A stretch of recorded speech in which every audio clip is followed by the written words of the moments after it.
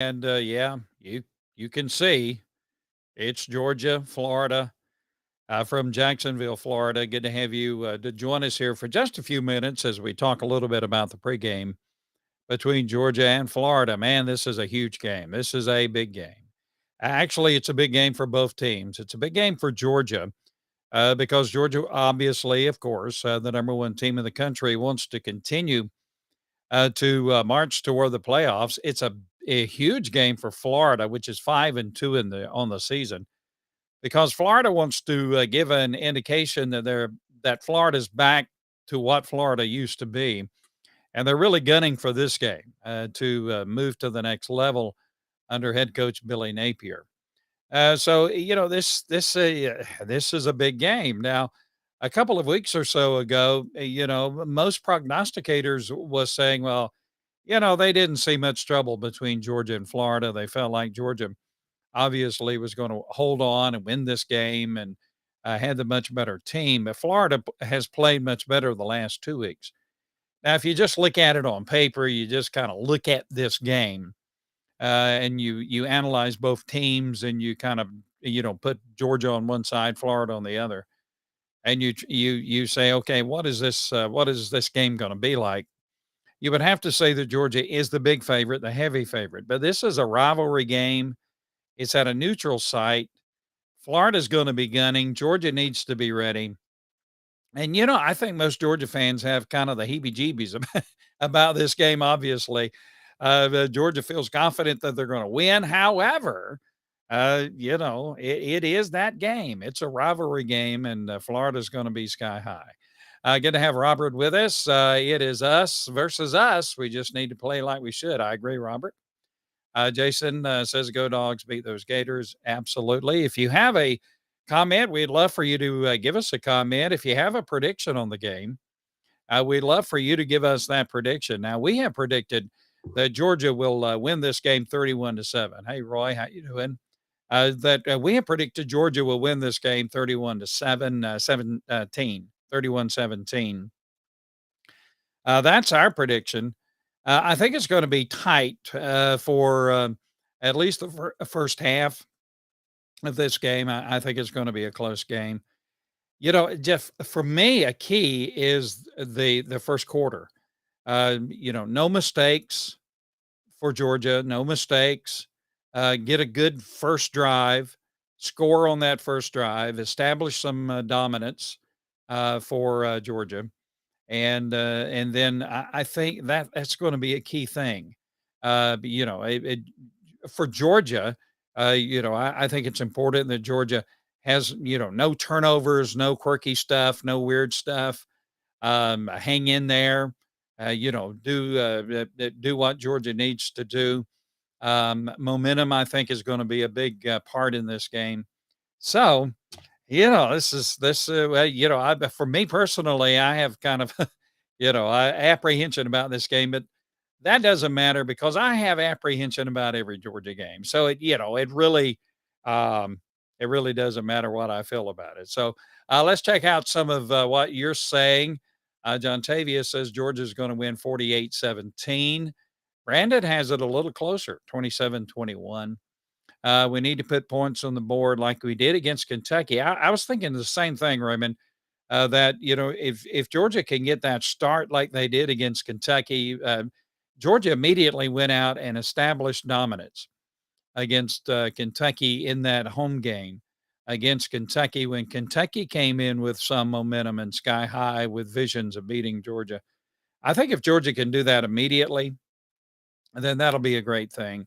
This is just, this game, there's so much uncertainty about it. Now, Georgia is still a 14-point favorite over Florida. I have a sneaking suspicion that in the end that may be about right. But you just there's so much uncertainty in this game. Kenny said 42-14, Beck with 350 yards. And Carson Beck is, just doing really good this season. He's doing better than I think a lot of us perhaps anticipated.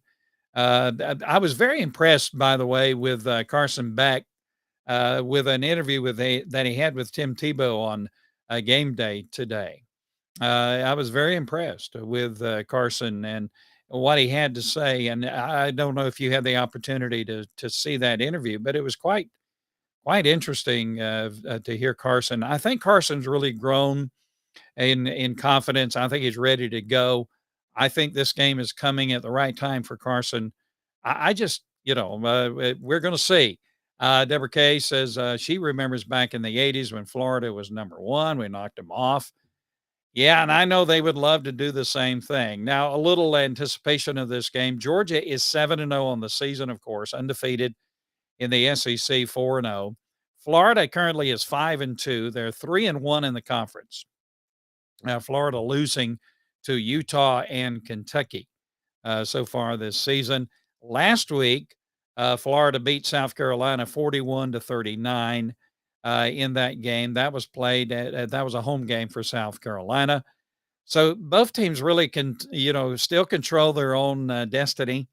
And both teams still have Missouri hanging out there in the on the schedule. This is just a huge game, a pivotal game for Georgia. Brock Bowers, yeah, I see what you say, Brandon. On defense, now defensively, Georgia still defensively, Georgia's still really good, allowing only 14 points a game, only 4.4 yards per play, holding opponents to under 100 yards rushing, 91.4 yards rushing per contest. So defensively, Georgia's still pretty good. Now, what is Georgia's offense going to be without Brock Bowers? Oscar Depp is a very good football player. Now, Oscar will admit himself that he may not at the moment have the play set or the skill set that Brock Bowers has. And but Oscar Depp is a very good football player. I'm sure there's going to be some modification in the offensive scheme for Georgia because of the absence of Brock Bowers, maybe a little more emphasis on the wide receivers. I think the wide receivers for Georgia really need to step up today, and the receiving core, outside receiving core of Georgia, really needs to step up today. So, and really get at it. I think a lot of how this game is going to go depends on that first quarter. And I'm going to be very anxious to see how Georgia does in the first quarter. You want Georgia. Georgia is the better team. You want Georgia to establish the dominance that they have over this Florida Gator team immediately. That's what you want. Now, we've been checking out some games already underway today. And we kind of scroll down our scoreboard here and checking out some of the games that are happening today. I don't know why in the world we went way back there. But Oklahoma is currently beating Kansas. Penn State's having a hard time with Indiana. That's 24-21 at the moment. Oklahoma beating Kansas 21-17. So those games are kind of tight. Texas A&M winning over South Carolina currently. Florida State pretty well handling Wake Forest at the moment. No real surprises in the early games in college football so far. So, I'm hoping Kentucky can officially break Tennessee's heart. But that'd be cool, for Kentucky to beat Tennessee. Jason says looking for a great game, a lockdown game. Hey, Grady, how you doing, my man? It's always good to have you jump in there with us. Max says 31-17 Dogs. Now, last year, you might remember last year, Georgia won that game 40-22 last year. And remember, with like 2 minutes left to go in the half, the game was really tight. And then Georgia just exploded for like 3 touchdowns with about 2 minutes left in the half in that game last year. Well, you'd love to see something like that again this year if you're a Georgia Bulldog fan. Brock Bowers had a monster game last year against Florida. He had 5 receptions for 154 yards and a touchdown. Dejon Edwards had a really good game last year against Florida. He had 12 rushes for 106 yards and 2 touchdowns. So, you want to see that kind of thing happen again. That would be really good, really cool. It would give a lot of relief for Georgia to have that kind of product. Of course, Bowers on the sideline now, and but it would really be good to see Georgia, have a good, strong first half, and kind of take the heart out of Florida. That's kind of a lot of sort of like you want to see happen for Georgia. Now, the Florida quarterback Graham Mertz is his name. He came on last week. He had 423 yards passing last week. Graham Mertz did, and had 3 touchdowns against South Carolina last week. Had a very good game. He has a completion rate of 76.2. He completes about 76% of his passes, and he's got a pretty good receiving core. Florida has a pretty good receiving core. Ricky Pearsall has 44 catches so far this season. Eugene Wilson III has 26. They have a pretty decent tight end, Arliss Boardingham. He has 18 receptions so far. Now Oscar Depp, and we get some comments about Oscar.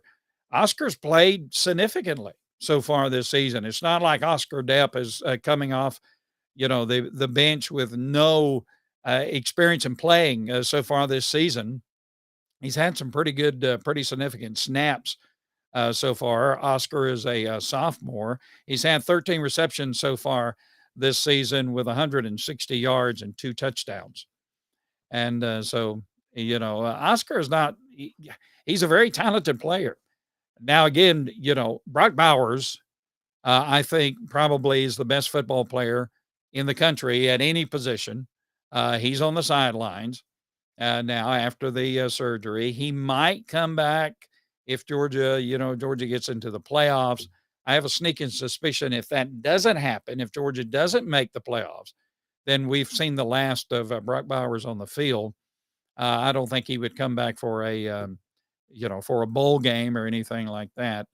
But Lawson Lucky, I think Lawson is cleared to play. And so you might see, I'm sure you'll see him in Lawson. And Lawson's a very good football player too. I mean, Georgia is really deep at the tight end position.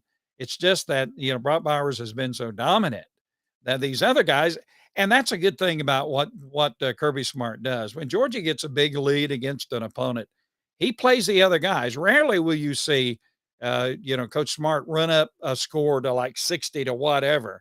If the game is easily in hand, he's going to pull his guys and put, the second and third stringers into the game to get them playing experience. I've always appreciated that about Coach Smart, that he wants guys to play. And of course it keeps them engaged. If you play, you're engaged with the team. And so Georgia has, some experience. I think Lucky is cleared to play. He was dinged up a little bit, but I don't think it was anything, serious. Georgia should be pretty healthy, for Milton, I think is going to play. He's been cleared to play. And so Georgia should be kind of sort of healthy, I guess you could say, for this, outside of the injury to Brock Bowers. Georgia continues to be the number one team in the nation in the Associated Press poll, followed by Michigan, Ohio State, Florida State, Washington, Oklahoma, Texas, Oregon, Alabama, which is off today, and Penn State, Oregon State, Ole Miss, and on down the line. So Georgia continues to be the number one team in the country. Now the SEC schedule for today, you have South Carolina at Texas A&M. Texas A&M leading in that game so far. That was a 12 o'clock game, and Texas A&M looks like they're going to be able to handle South Carolina today. 3:30, of course, you have Georgia and Florida. Now that's on the CBS network. So you had Brad Nessler, Gary Danielson handling the call on the CBS network. Also at 3:30, you have Mississippi State and Auburn. Later tonight, you have that game. If Georgia wins this game and, against Florida, then I'm pretty well sure Bulldog Nation is going to tune into that Tennessee and Kentucky game, which will be at 7 o'clock tonight on ESPN. That's a home game for Kentucky. And Kentucky certainly has the horses and the ability to take out Tennessee tonight. So if Georgia wins this game and then Kentucky is able to defeat Tennessee at home, then Georgia looks really good. In the SEC Eastern Division to return to the SEC championship game. Georgia looks really good, but we'll have to wait and see what happens there. And also at 7:30 tonight, you have Vanderbilt taking on Ole Miss. Now, Ole Miss kind of looms out there, for an opponent for Georgia. So what you have today, you have Georgia, Florida today. And if you look at the schedule for Georgia next week, on November the 4th, you have Missouri coming to Georgia. And Missouri is off today, I believe. And so you've got Missouri coming to Georgia after an off week. And that's a 3:30 game. That'll be on CBS. And that's Missouri 7-1 on the year and playing very good football. So you got Georgia, Florida today. You have Missouri, Georgia next week. The following week, after that Missouri game, you have Ole Miss coming to Georgia. And Ole Miss, could be in the top 10, a top 10 team by the time that game comes around. Then you have Georgia and Tennessee on November the 18th. So, these next four games are going to be very difficult, tough games for Georgia. And it's really going to tell the tale. And so if Georgia can run, the gauntlet of these next four games and take care of business against these teams, then obviously Georgia will continue to be the number one team in the country and pretty much a lock to whatever happens in the SEC championship game against whoever, probably Alabama coming out of the SEC West. You would have to think that Georgia would be pretty much a lock to make it back to the college football playoffs. The last game of the season, of course, for Georgia is against Georgia Tech on November 25th. So the record for Florida so far is 5-2. They lost that first game against Utah, 24-11. Now Utah's a very good football team. They have a big game today against Oregon, huge game for both of those programs. Then Florida beat McNeese State 49-7. Then Florida beat Tennessee at home, took out Tennessee 29-16. Then Florida beat Charlotte 22-7. Then Florida lost to Kentucky at Lexington.